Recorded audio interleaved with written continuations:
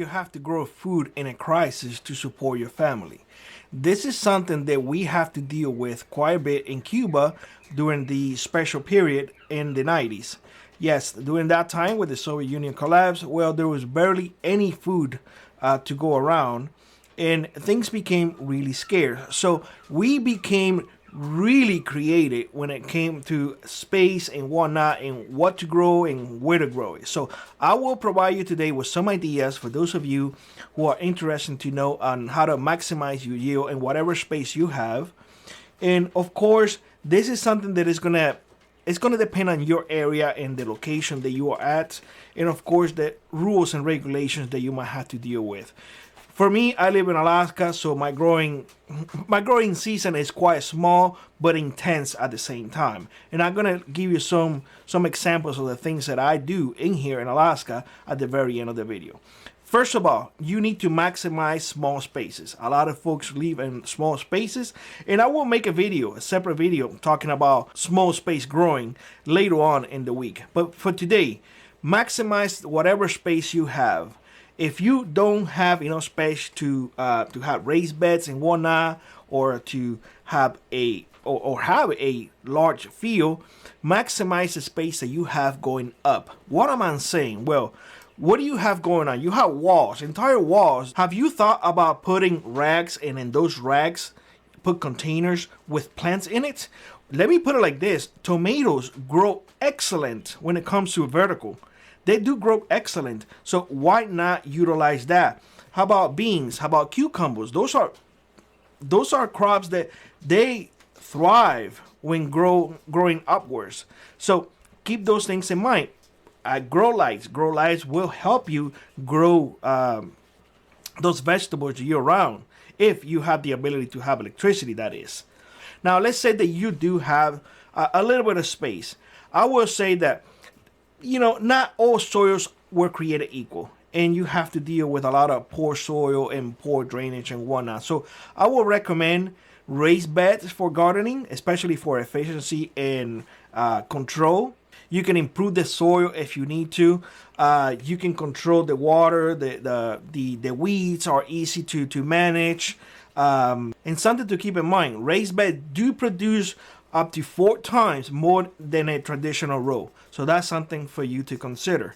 Now, hydroponics and aquaponics is a great way to grow food indoors.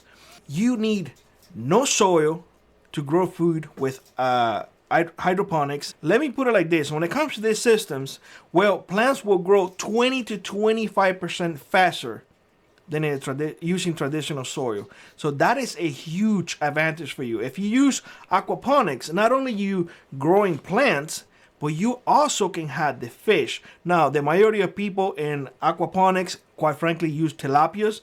Tilapias are really fast growing fish, and they are delicious. I mean, in Florida, that was one of my favorite fish. And in Cuba, until I came over, that was the only fish. So keep that in mind. Now, there is one thing that you also have to consider. If you are growing to feed your family, because we are dealing with a crisis, you need to have continuous harvest. You need to plant things that are growing fast, like lettuce, radishes, and spinach. And you have to do that in order to maintain a quick harvest cycle. Also, you need to be able to stagger planting, so you ensure that a new crop always is growing. Listen, it is not easy, but it can be done. Definitely can be done. And one of the things that I like to remind people is the indigenous people use a very good system, the 3 sisters: corn, beans, and squash. You see what I'm saying? So try to think about that when you're using succession planting. I said in the very beginning of the video that I was going to share with you a few things that I do. One of the things that I do in here in Alaska is I try to plant trees, fruit trees. Now, fruit trees in Alaska are challenging, to say the least. One that I rely heavily on is on strawberries. Strawberries are perennials. They come alive, if you want to call it that, every single year. They are really good. Blueberries, we do have blueberry patches in our property. We do have apple trees that unfortunately the second year in a row now that moose came around, and apparently they find apple trees very delicious. They will be fine. It happens last year, and you know, it came alive again once spring gets here, but that happens. So keep those things in mind. If you can't plant on raised beds, grow bags are a very good solution. We use grow bags in here before we have our garden where we do our potatoes now, and we have really good success. We do have raised beds where we have our vegetables, great success. Our potatoes now are in rows. We do have great success, enough for us to support us throughout the entire winter. Now, if you want to go above and beyond, I believe that having a greenhouse will be extremely beneficial and will extend the growing season about a month into winter and a month before winter ends. So you get an extra 2 months, which a lot of people may not think is a lot. It is. Trust me, it is. So with that being said, let me know what you think in the comment section below. Like I was, rock on, prep on, and I will see you in the next one. Bye-bye, everybody.